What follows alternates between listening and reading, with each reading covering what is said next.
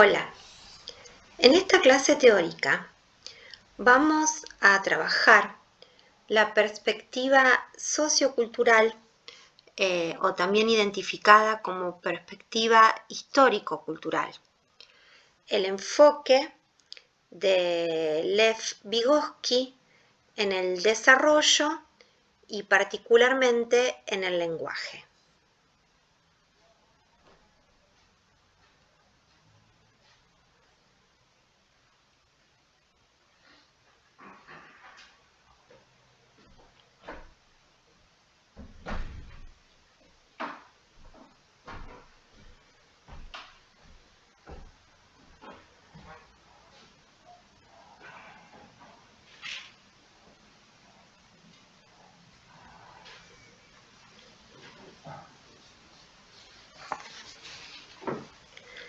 La obra de Vygotsky, llevada a cabo en la Unión Soviética entre mediados de la década de los años 20 y mediados de la década de los 30, aunque se conocía inicialmente a través de aspectos parciales en el ámbito de la psicología del desarrollo y de la psicología del lenguaje, representa en el fondo un proyecto global ambicioso de estructuración de una psicología capaz de emprender el estudio de la conciencia humana de manera objetiva y científica.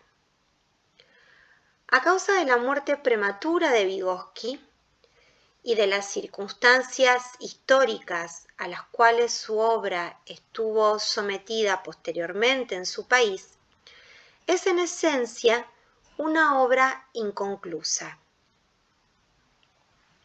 Sus ideas e hipótesis han continuado desarrollándose gracias a colaboradores cercanos a Vygotsky como Luria y Leontiev, gracias a las contribuciones al enfoque sociocultural realizadas por Brunner o actualmente, por ejemplo, a investigadores norteamericanos como Michael Cole y James Werst. A quien le interese profundizar en lo que se denominan los enfoques neo-vygotskianos, varios de los trabajos de Werst están traducidos al castellano.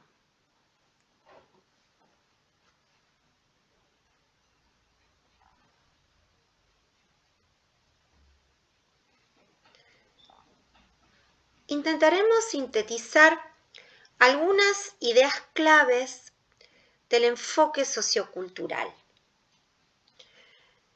En primer lugar, Vygotsky se plantea como desafío la construcción de una aproximación conceptual y metodológica capaz de abordar por medio de una metodología estrictamente científica el estudio de las funciones psicológicas que son específicas del hombre, es decir, de las funciones o procesos psicológicos superiores, que se diferencian de los procesos psicológicos elementales comunes al hombre y otras especies animales.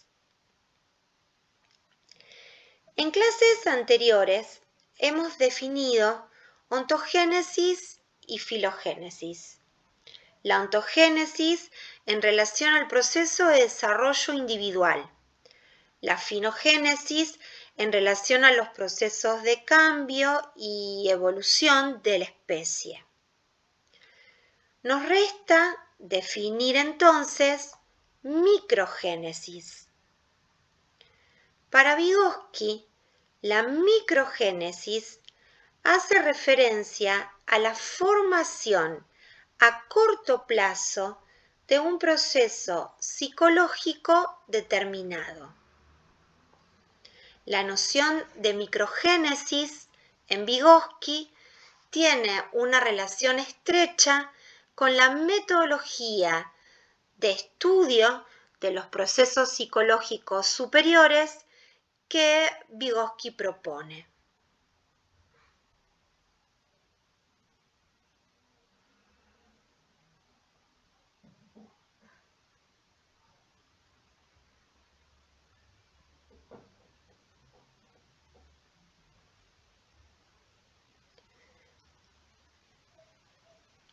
En segundo lugar, cuando planteamos los procesos interpsicológicos y los procesos intrapsicológicos, es importante no perder de vista que los procesos interpsicológicos son los procesos regulados y controlados mediante la interacción social con otras personas.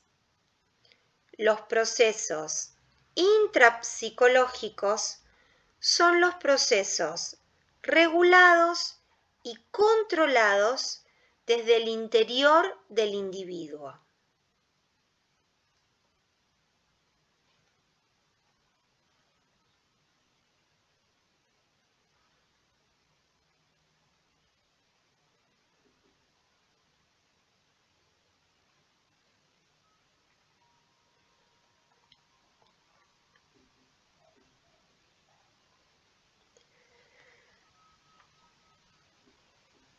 Otro aspecto central, otra idea clave del enfoque vygotsquiano es el carácter mediado de los procesos psicológicos superiores. La relación del ser humano con su entorno siempre es una relación activa y transformadora. Esta relación activa y transformadora es posible gracias al uso, dice Vygotsky, de instrumentos mediadores, las herramientas y los signos. Veamos cómo ejemplifica Vygotsky la acción de las herramientas en uno de los capítulos de la obra El desarrollo de los procesos psicológicos superiores. Vygotsky escribe: el hecho de hacer nudos para no olvidar algo se encuentra relacionado con la psicología de la vida cotidiana. Una persona tiene que recordar algo, cumplir algún encargo, hacer eso o aquello, tomar algún objeto. Como no confía en su memoria, tiene miedo de olvidarse involuntariamente de lo que tiene que llevar a cabo. Por esta razón, hace un nudo en su pañuelo o utiliza un mecanismo parecido, como introducir un trozo de papel bajo la tapa de su reloj de bolsillo. Más tarde, el nudo le recordará lo que tiene que hacer. El mecanismo descrito suele cumplir su función satisfactoriamente. Esta es, pues, otra operación que se revelaría completamente inimaginable e imposible con los animales.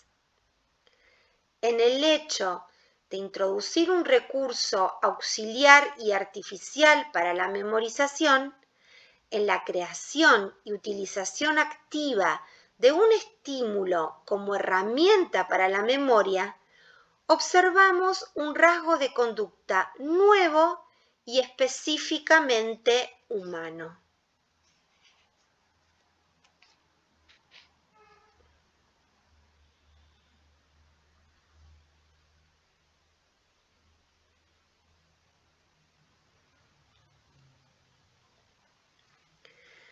Los signos. Para Vygotsky, el lenguaje es el sistema de signos por excelencia en la mediación semiótica. Pero también existen otros, como los sistemas numéricos, los sistemas de representación gráfica y en general todo tipo de sistemas de signos convencionales. Los signos modifican la mente y controlan y regulan la conducta. Presten atención aquí porque vamos a retomar estas ideas cuando trabajemos más adelante la relación entre lenguaje y pensamiento. Veamos en este marco qué sucede con el lenguaje. El lenguaje puede cumplir funciones diferentes. En principio, una función comunicativa y luego otra referida al control y la regulación del propio comportamiento. Piensen en el lenguaje egocéntrico y el lenguaje interior.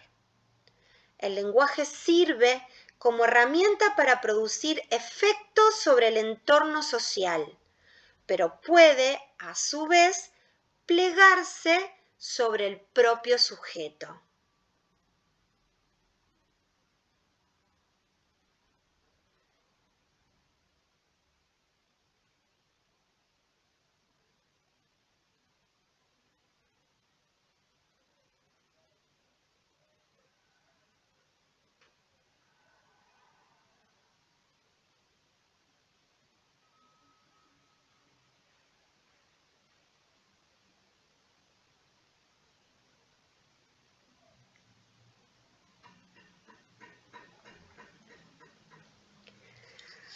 Ahora bien, ¿cómo se produce el paso del funcionamiento intermental al intramental, de la regulación por parte de los demás a la autorregulación?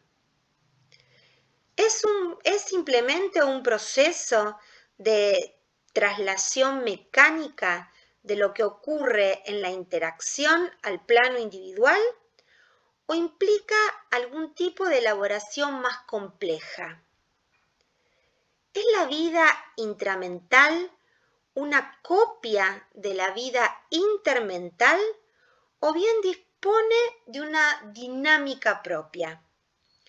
El mecanismo responsable de este paso del funcionamiento intermental al funcionamiento intramental y por lo tanto responsable del cambio cognitivo para Vygotsky es la internalización. No sorprende que el lenguaje, que interviene en calidad de mediador de las interacciones sociales y del funcionamiento mental, tenga un papel privilegiado en el proceso de internalización. La internalización se produce cuando el niño comienza a utilizar solo los signos que han utilizado los adultos con el fin de regular su actividad.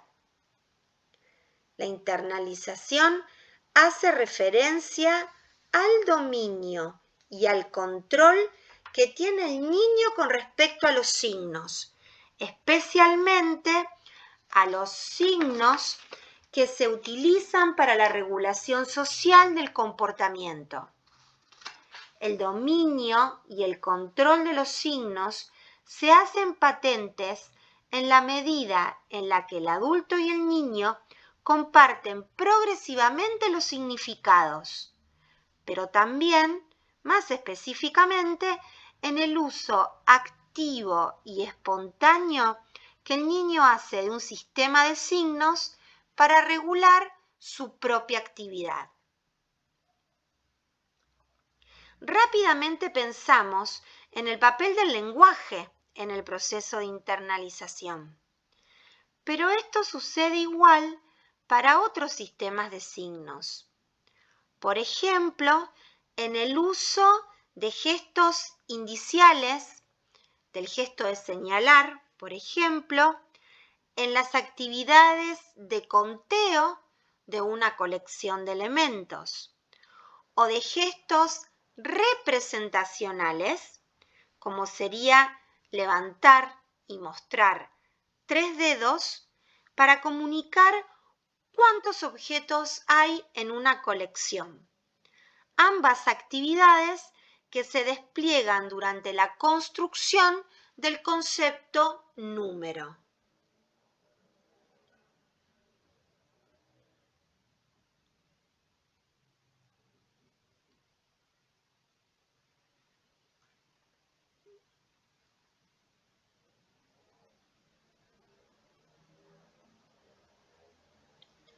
El concepto de zona de desarrollo próximo es quizás uno de los conceptos más conocidos de la propuesta vygotsquiana.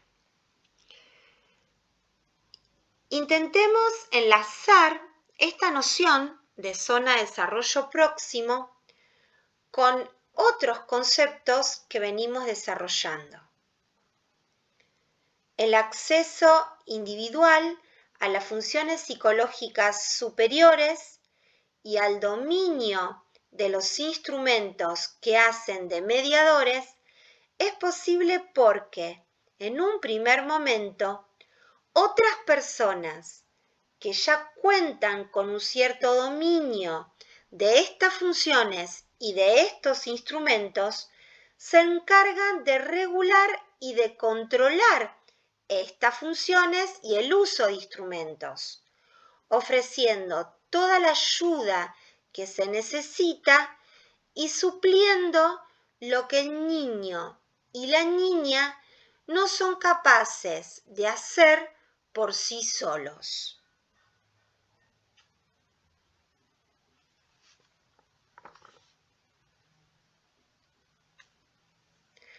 Ahora bien, no toda ayuda de alguien más competente, un adulto o también un compañero o una compañera más capaz. No toda ayuda de alguien más competente, más experto, va a promover aprendizaje. Y en el enfoque vygotsquiano, si se promueve aprendizaje, por lo tanto se promueve desarrollo. Si la intervención adulta opera en el nivel de desarrollo real, o si por el contrario opera más allá del nivel de desarrollo potencial, la interacción, en este caso adulto-niño, no promoverá aprendizaje, no promoverá cambio cognitivo. Es crucial entonces que el adulto esté en sintonía con las capacidades infantiles, aquellas que ya han madurado como las que están en proceso de maduración.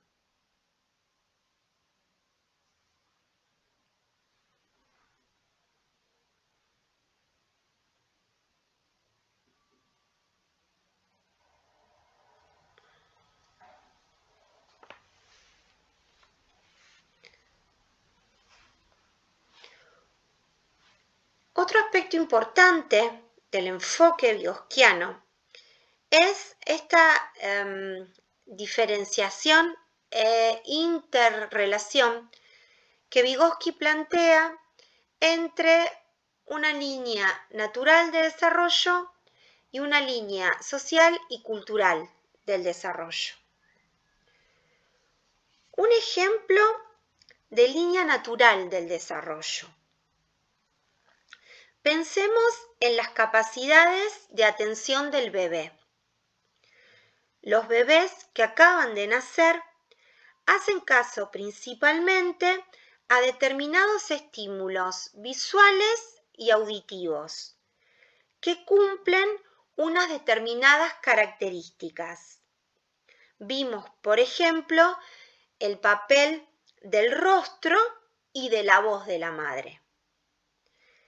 Estos estímulos actúan sobre su equipo sensorial y perceptivo, sobre el equipo sensorial y perceptivo del bebé, captando toda su atención y manteniéndola centrada en ellos durante un cierto tiempo, de manera que el bebé no pueda hacer nada para evitarlo.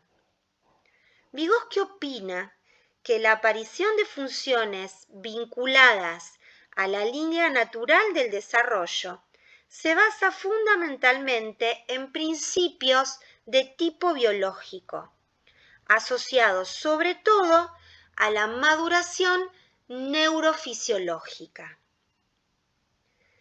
En la línea social y cultural, ¿qué sucede con la atención? Con el ejemplo que venimos trabajando.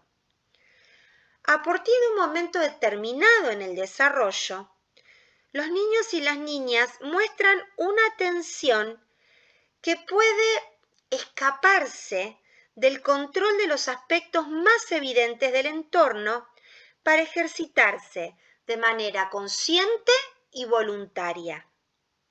En este caso, la atención se focaliza y mantiene sobre algo o sobre alguien que despierta interés, incluso si el foco de atención es pobre perceptivamente.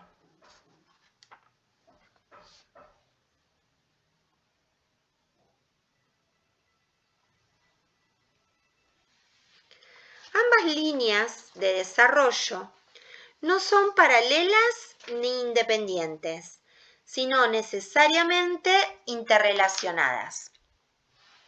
Sin embargo, Vygotsky no llegó a concretar sus tesis sobre la interrelación entre las líneas del desarrollo y los principios y factores que le explican, más allá de esta formulación general.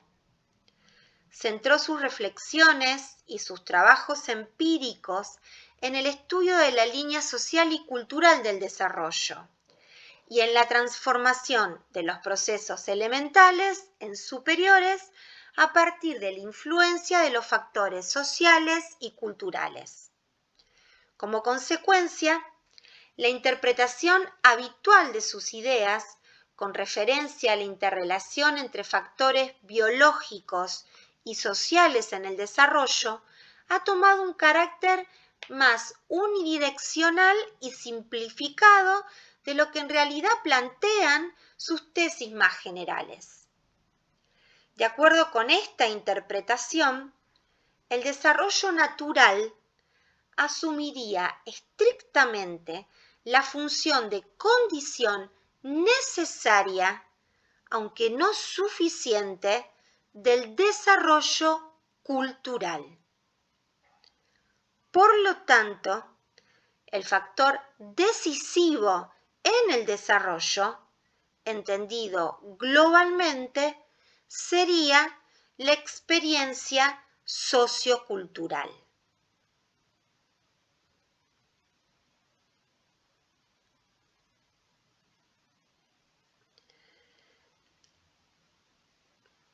En las próximas diapositivas he intentado presentar una síntesis muy acotada acerca de la concepción vygotskiana del desarrollo.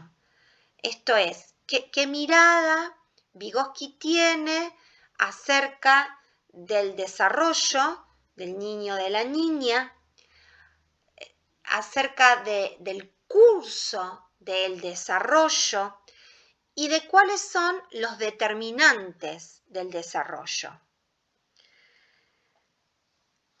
Leer y escuchar los conceptos que hemos ido desplegando en torno a las ideas claves del enfoque vygotskiano y esta síntesis acerca de la concepción de Vygotsky sobre el desarrollo infantil debería posibilitarles poner en relación conceptos de la obra vygotskiana con otros conceptos de otros autores que venimos trabajando hasta ahora.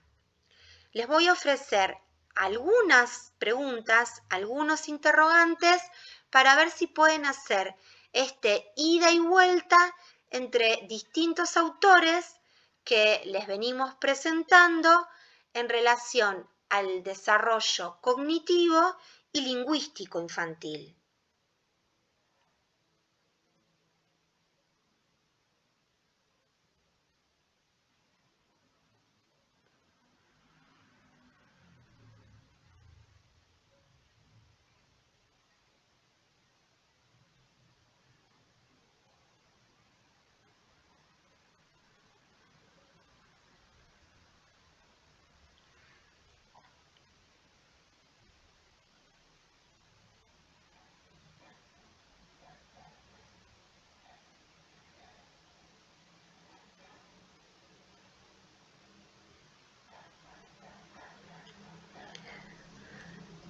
Algunos ejercicios o interrogantes que podrían intentar responder para hacer este ida y vuelta entre las distintas lecturas que hasta aquí les propusimos.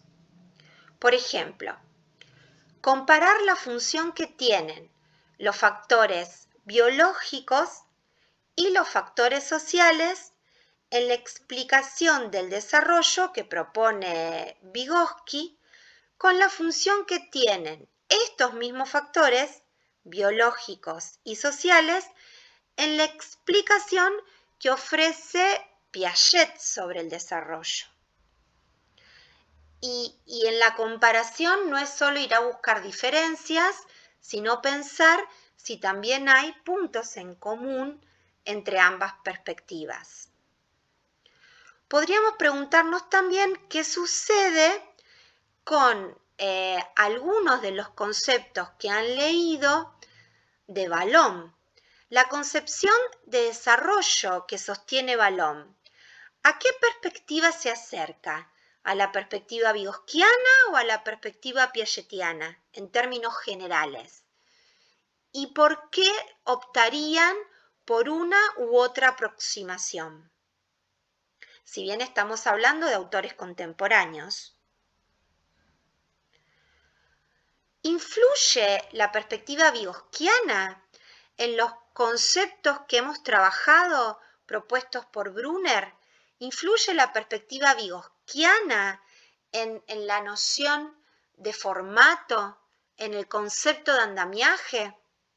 Si les parece que influye, ¿cómo es que se relacionan los conceptos de ambos enfoques? ¿Habría una influencia vygotskiana en la obra de Juan Ascuaga? Vean si pueden avanzar en estos interrogantes y los podemos retomar en los espacios de trabajo de las clases teóricas o en los encuentros sincrónicos de las comisiones de trabajos prácticos.